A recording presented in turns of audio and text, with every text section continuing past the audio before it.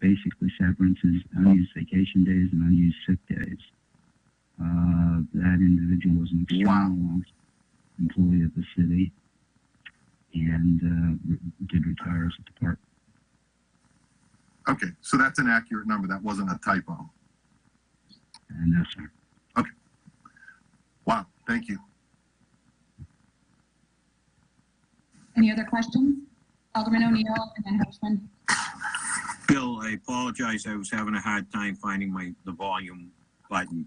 The balance as of in the rainy day fund.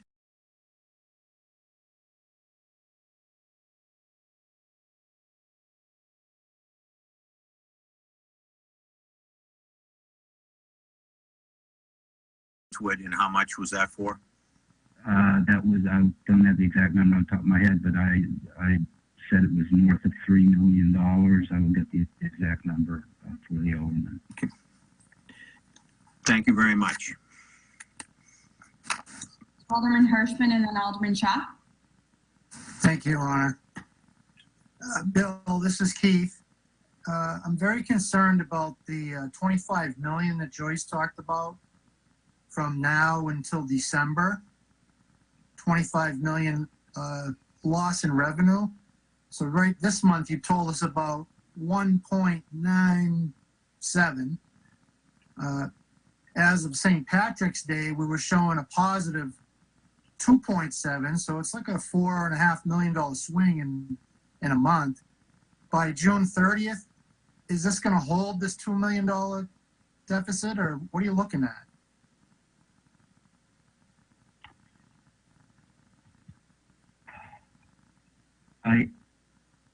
I don't want to say it's the worst case.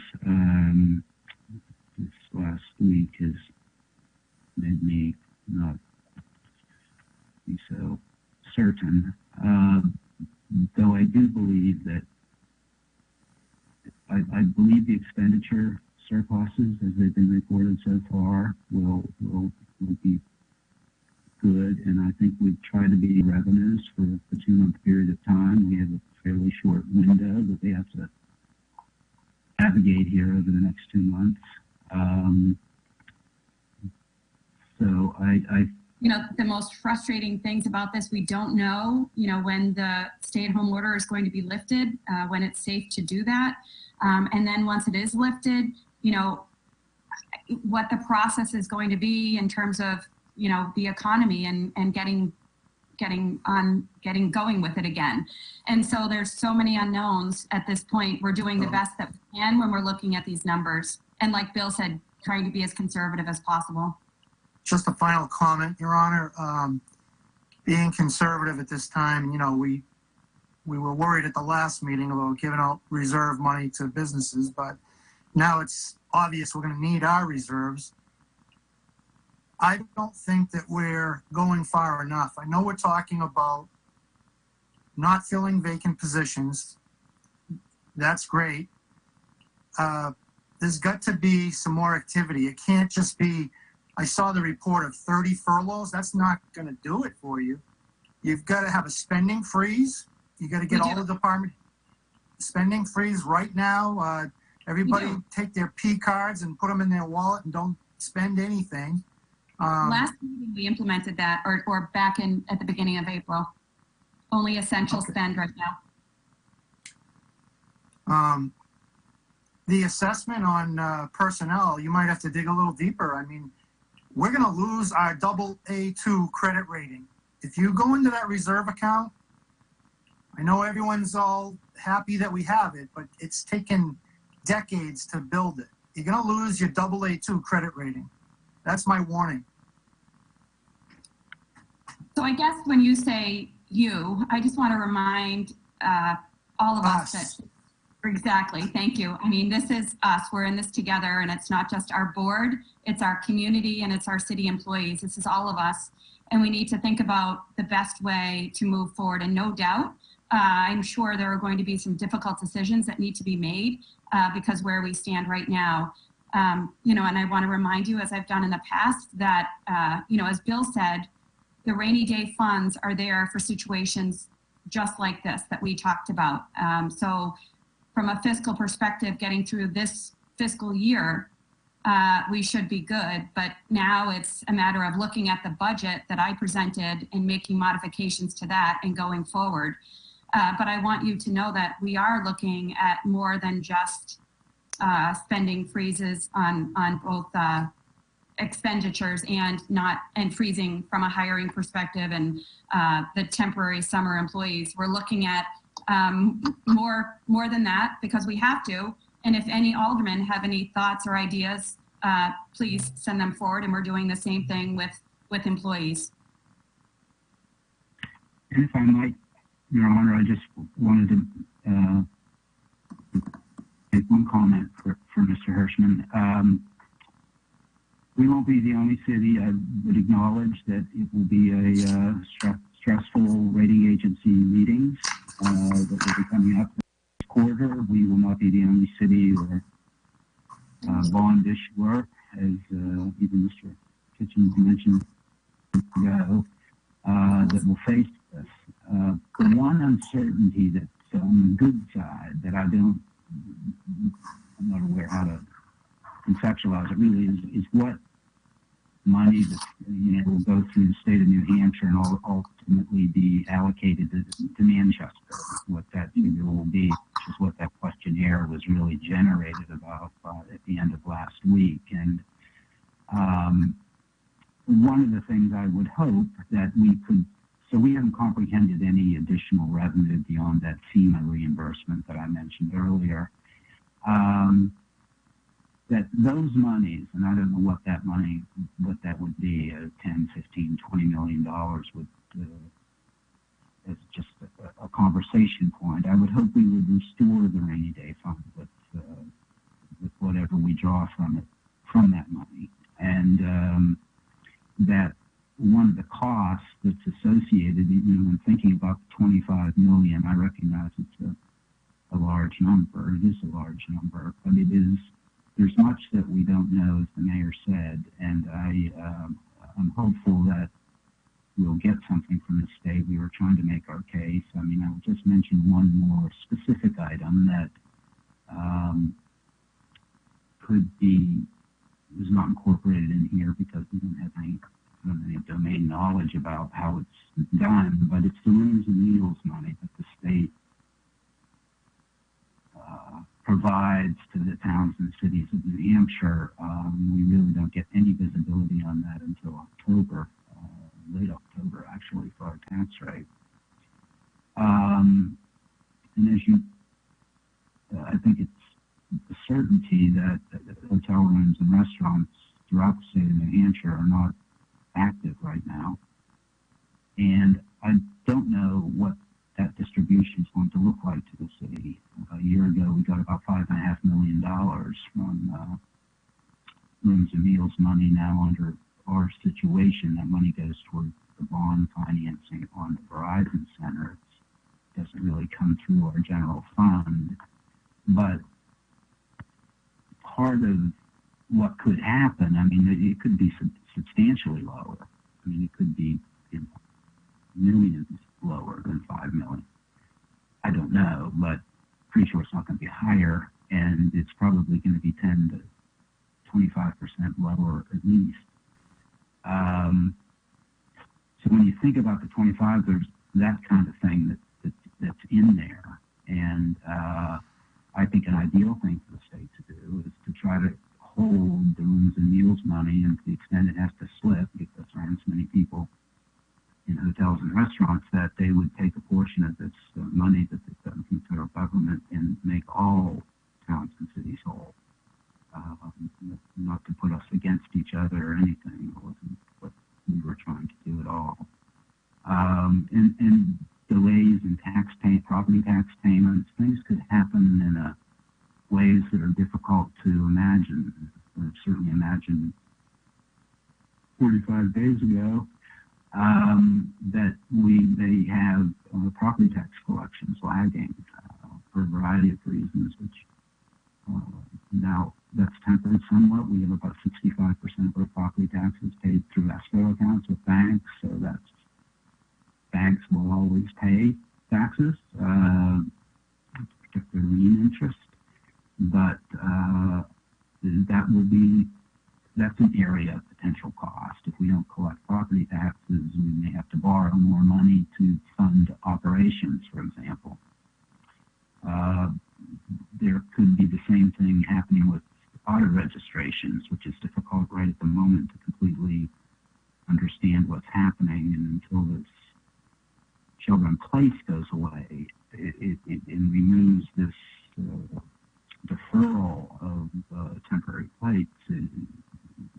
It's difficult to know. We have no visibility to what's really happening there. And it's not criticism of our tax collector. He does a terrific job, and it's very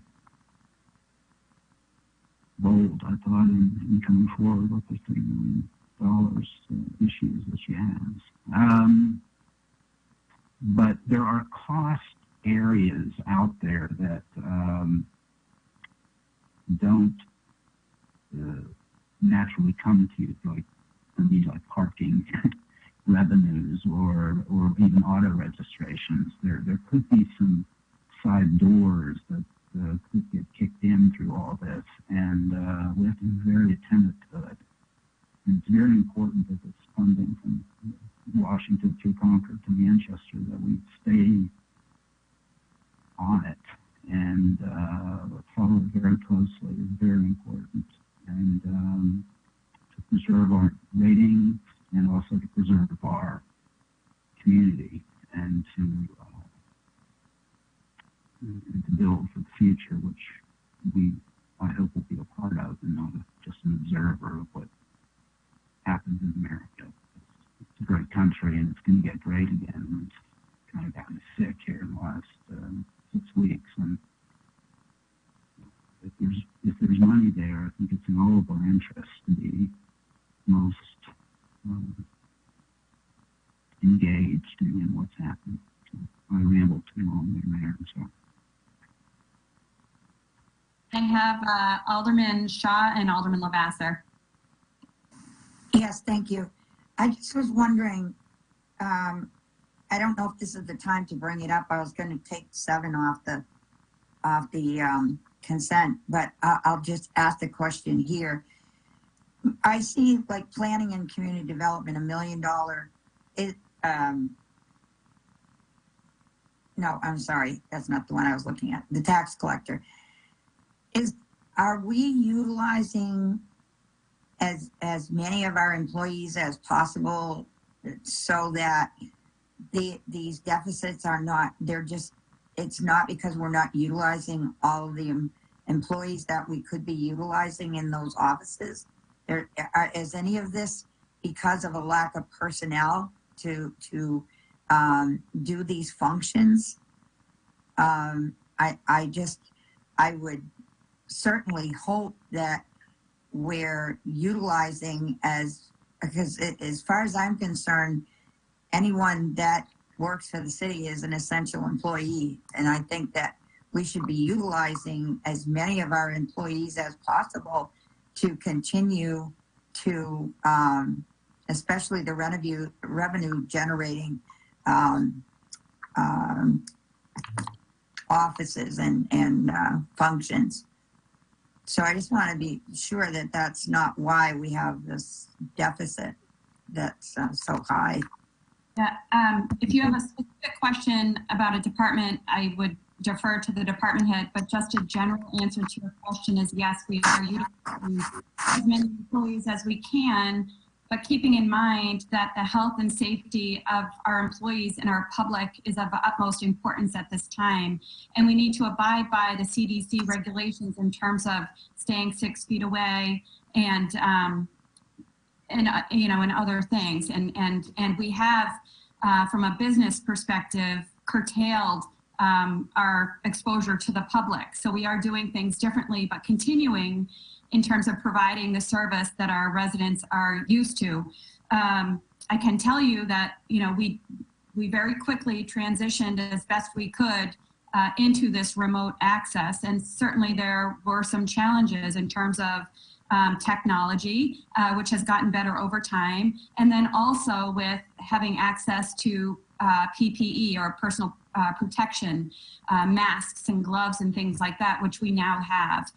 So there's been a progression and there have been some challenges, but overall, I mean, you know, I feel like our department heads and our employees have really done a tremendous job in a very short period of time, continuing to provide the services that our residents expect of them and of the city.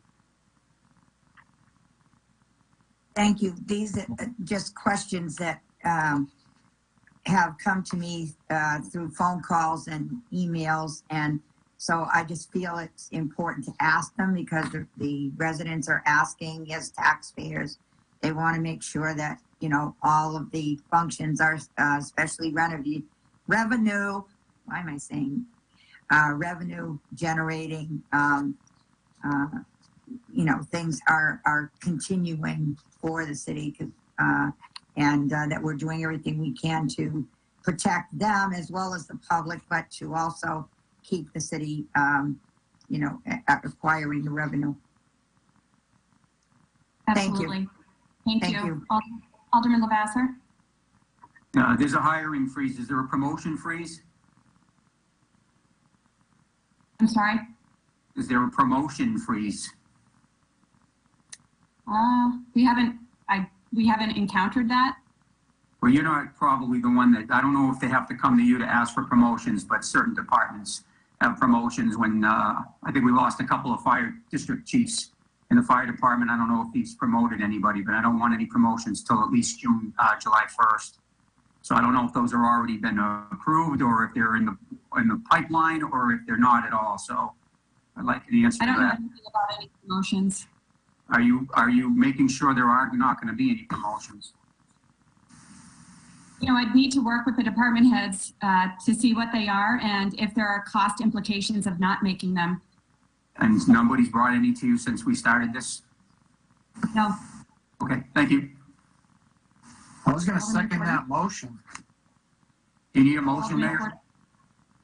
Do you need a motion, Mayor? I have a question. I don't. I mean, if you want to make a motion, you can. I just think that, you know, I know that in the police and fire department, when there are promotions, if they're not made, there could be a negative consequence from a financial perspective. And we, you know, we are, like I said earlier, we are all in this together, and we need to make sure we're doing everything we can to save money right now. And well, we know that when a police officer gets promoted, I think it's about an $80,000 hit, and then there's a chain reaction. So I just want to make sure that if we're watching, you asked a couple minutes before if we had any suggestions. So yeah. I've been curious about this because a hiring freeze sounds really good, but a hiring freeze is not enough. A promotion freeze is also something we have to be very careful of until we get through this, and then obviously we can make them, but we've got to see what our bottom line is going to be at the end of this. So I don't know. I don't need to make a motion. I just hope that we'll keep an eye on it. Thank you. Thank you.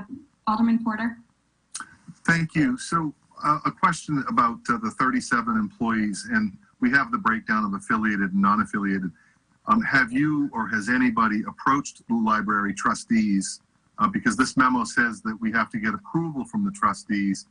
And then second to that, there was discussion that we would have to have agreement with the unions for furloughs. Have there been conversations with any of the affiliated as well as the library trustees?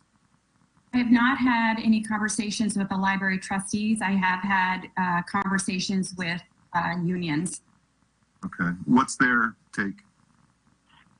I mean, it's initial conversations. I've not asked anything. I want them to understand where we are from a financial perspective, and we're keeping each other up to date right now.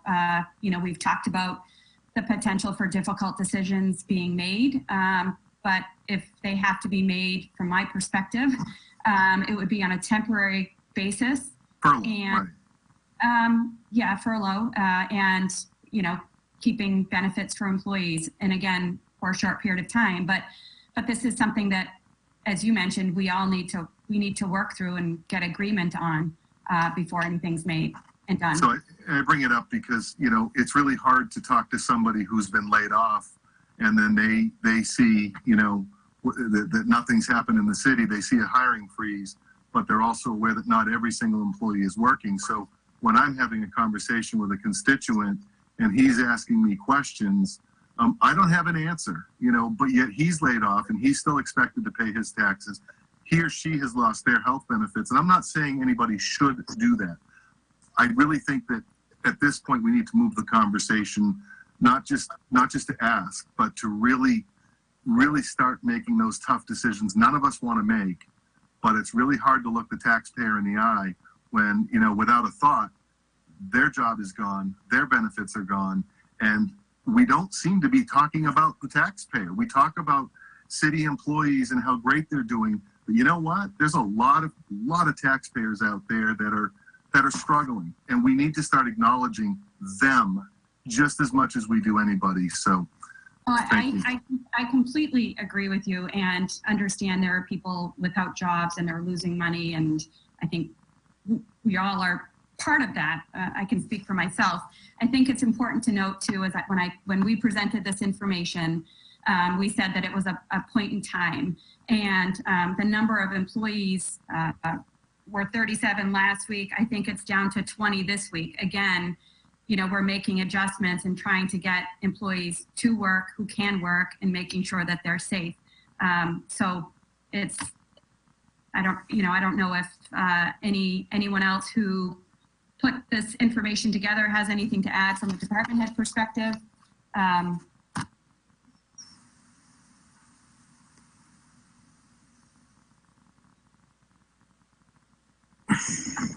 Thank you. Sorry about that. I muted it. Alderman Long.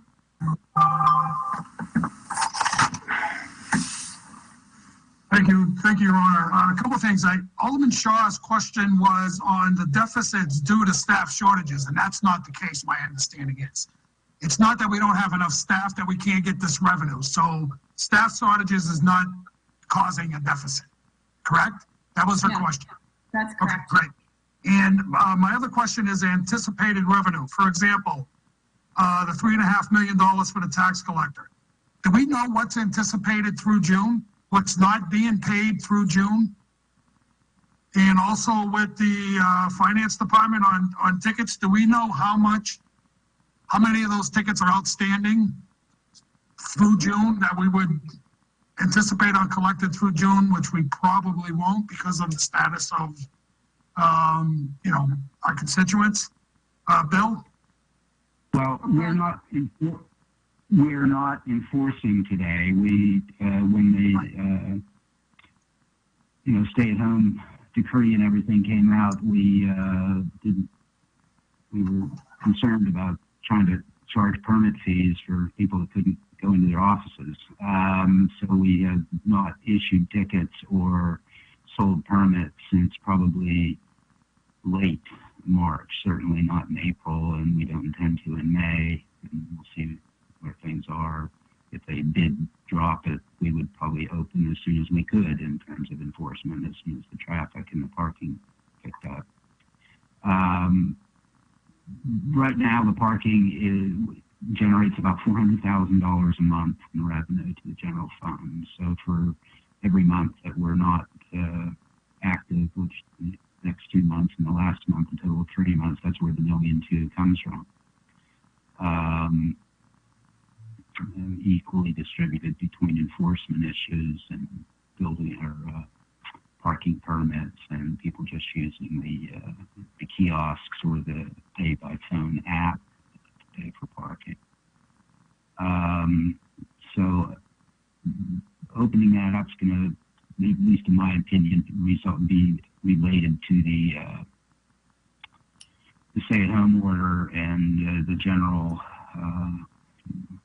how rapid it is that people start coming downtown again. As it relates to the tax collector's office, one of the big drivers, big components of the shortfall are fleets, the car rental fleets, primarily at the airport. It's probably $1.2 million to $1.5 million, 1.2 million to 1.5 million.